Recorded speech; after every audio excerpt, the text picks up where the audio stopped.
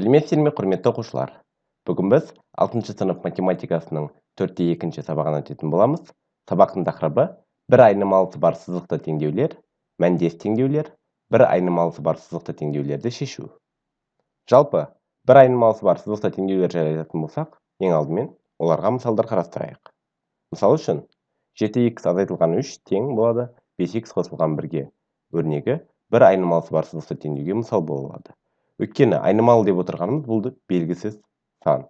Мұндағы белгісіз сан x арқылы берілген. Мұнда айнымалысы біреу ғана, x 2 рет жазылғанмен ол 2 рет тек қана қайталанып тұр. Ал айнымалысы екеу болатын кез, мысалы x пен және y пен белгіленуі мүмкін. Бұл жерде екі жағдайда да x-тің орнына бір санды қоямыз. Ал егер y пен басқа әріппен белгіленетін болса, онда айнымалысы екеу немесе одан да көп болуы мүмкін. Егер бір ғана әріп болатын болса, біздегі өрнектің ішінде, немесе сол әріп бірнеше рет қайталанатын болса, онда ол бір айнымалысы бар сызықты теңдеу болады. Немесе 9х қосылған 6 тең 33-ге. Немесе тағы да мысал келтірейік, 0,5х қосылған 8 тең 13-ге. Барлығында бір ғана айнымалылары бар. Және сызықты теңдеу. Енді бұл өрнектердің барлығын жалпы түрде формуласын біз ax қосылған b тең 0 түрінде жаза аламыз. Мұндағы a деп отырғанымыз айнымалының коэффициенті, ал b деп отырғанымыз бос мүше. Жоғарыда жатқан барлық сызықты теңдеулерді осы түрге келтіруге болады. Мысал үшін, бірінші теңдеу қарастыратын болсақ, 5х-ті мына жаққа минус таңбамен жіберетін болсақ, 7х азайтылған 5х 2х қалады. 1-ді минус таңбамен жіберсек, минус 3, минус 1, минус 4 қалады. Сонда 2х минус 4 тең болады 0-ге өрнегі шығады. Демек, мынаған келіп тұр. Яғни, a деп отырғанымыз 2-ге тең, x-ің алдында тұрған сан бізде айнымалының коэффициенті болып табылады. Ал b деп отырғанымыз минус 4-ге тең болады екен осы жағдайда. Мына өрнектерде осы формулаға келтіруге болады, ол үшін 33-ті минус таңбамен мына жаққа өткізсек жеткілікті.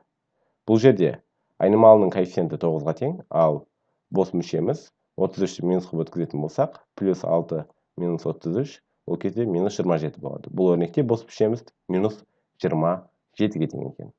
Жалпы, бұл бір айнымалысы бар сызықты теңдеудің жалпы формуласы екені түсінікті болды деп ойлаймын. Ал теңдеуді шешкенде, ондағы айнымалының, яғни x-тің орнына қойғанда теңдеудің тура теңдікке айналдыратын сан табылады. Біз мұндай санды теңдеудің түбір деп атаймыз. Яғни мына жерде x-тің орнына қоятын санды табамыз, ол сан бізде теңдеудің түбір деп аталынады. Сонда, теңдеуді шешу дегеніміз, оның барлық түбірлерін табу, немесе түбірлері жоқ екенін дәлелдеп беру. Ал енді мәндес теңдеулер жайлы айтып көрейік. Түбірлері бірдей немесе түбірлері болмайтын теңдеулерді біз мәндес теңдеулер деп атаймыз. Мысал үшін, 5 көбейтілген жақшаның ішінде x минус 3 тең 0-ге өрнегімен 5х азайтылған 15 тең 0-ге теңдеуі өзара мәндес теңдеулер болып табылады. Өйткені, бұл теңдеулерді шешетін болсақ, екі жағдайда да түбірінің мәні 3-ке тең болады. Мысал үшін, мұнда 3-ті қойып көріңіз, 3-тен 3-ті азайтсақ 0, 5-тен 0-ге көбейтсек 0 шығады. Мына жерде 3-ке қоятын болсақ, 3-ті 5-ке көбейтеміз 15, 15-тен 15 азайтсақ 0. Екі түрлі теңдеу берілген, бірақ олардың екеуінің де түбірлері бірдей, яғни 3-ке тең. Демек, бұлар өзара мәндес теңдеулер. Теңдеулерді мәндес теңдеуге түрлендіру ережесімен таныстырайық. Біріншісі, теңдеудің екі жағына да бірдей санды қосқанда, немесе екі жағына да бірдей санды азайтқанда, теңдеу мәндес теңдеуге түрленеді. Мысал үшін, 9х қосылған 7 тең 34-ке теңдеу берілген. Мысалы, біз бұның екі жағына да бірдей санды азайтып көрейік. Яғни, екі жағына да бірдей санды қосқанда немесе азайтқанда ол мәндес теңдеуге түрленеді деп айтқан болатынбыз.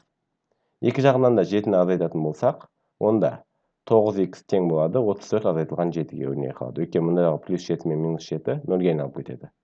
Бастапқы өрнектің екі жағынан да 7-ні азайтып жатырмыз. Соңғы өрнекке қарайтын болсаңыздар, бастапқы өрнектің айырмашылығы мұндағы плюс 7-ні таңбасын қарама-қарсы таңбаға өзгертіп жіберсек те болады екен бірден. Сонда, осы қарастырған мысалға байланысты мынандай анықтама шығаруға болады. Теңдеудегі қосылғыштың таңбасын қарама-қарсы таңбаға өзгертіп, оны теңдеудің бір жағынан екінші жағына көшіргенде, теңдеу мәндес теңдеуге түрленеді. Яғни мына жерде қосылғыштың таңбасын қарама-қарсы таңбаға өзгертіп, теңдіктің екінші жағына түрлендірдік. Мына жерде көріп отырсыз, теңдіктің екінші жағына өтті. Демек, бастапқы 9х қосылған 7 тең 34-ке теңдеуіміз 9х тең 34 азайтылған 7 теңдеуіне түрленді. Бұл теңдеулер өзара мәндес болып табылады. Енді екінші жағдайды қарастырайық. Теңдеудің екі жағына да нөлден өзге бірдей санға көбейткенде немесе бөлгенде теңдеу мәндес теңдеуге түрленеді. Мысал үшін, жаңағы мысалды қарастырамыз. Тағы да 9х қосылған 7 тең 34-ке. Бұл жерде теңдеудің екі жағында, мысал үшін, 2-ге көбейтіп көрейік. 9х қосылған 7, бірінші сол жақтары 2-ге көбейтеміз. Сосын теңдеудің оң жағында 2-ге көбейтіп жаздық. Бұл жерде көбейту амалын орындайтын болсақ, онда мынаны жақшаны ашып шығатын болсақ, 9х-ті 2-ге көбейтеміз 18х, 7-ні 2-ге көбейтсек 14 болады, ал 34-ті 2-ге көбейтіп жазсақ 68. Біздің анықтама бойынша бастапқы 9х қосылған 7 тең 34-ке теңдеуін екі жағында бірдей санға көбейттік және мына бір теңдеуді алып алдық. Демек, мұндағы бірінші теңдеуіміз бен соңғы шыққан теңдеу өзара мәндес теңдеулер. Өйткені бұл екі теңдеудің де жауабы x тең 3-ке болады. Өздеріңіз 3-ті қойып тексеріп көрулеріңізге болады. Ал енді бір айнымалысы бар сызықтық теңдеулерді шешуге байланысты мысал қарастырайық. Мысал үшін 18 қосылған 3х тең болады x қосылған 14 деген бір айнымалысы бар сызықтық теңдеу берілген болсын. Бұл жерде біз ең алдымен айнымалысы бар өрнектерді бір жаққа жинақтап алайық, сосын айнымалысы жоқ өрнектерді екінші жаққа жинақтаймыз. Демек, теңдіктің сол жағына айнымалысы бар өрнектері жинақтайық. Сол үшін алдымен теңдіктің сол жағында 3х тұр, 3х-тің өзін жазып аламыз. Ал енді теңдіктің оң жағындағы x-ті таңбасын қарама-қарсы таңбаға өзгертіп, теңдіктің басқа жағына ауыстырамыз.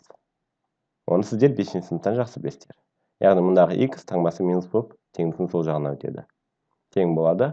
Бірінші мына жақта теңдіктің оң жағында 14-тің өзі қалды, 14-тің өзін жазып аламыз. Және мұндағы 18 деген айнымалысы жоқ сан болатын. Яғни 18-ді енді таңбасын өзгертіп, теңдіктің керісінше оң жағына жібереміз. Сонда минус таңбамен келеді. Көріп отырсыздар, айнымалысы барларды бір жаққа жинақтап алдық, айнымалысы жоқ сандарды бір жаққа жинақтадық. Енді амалдарды орындайық.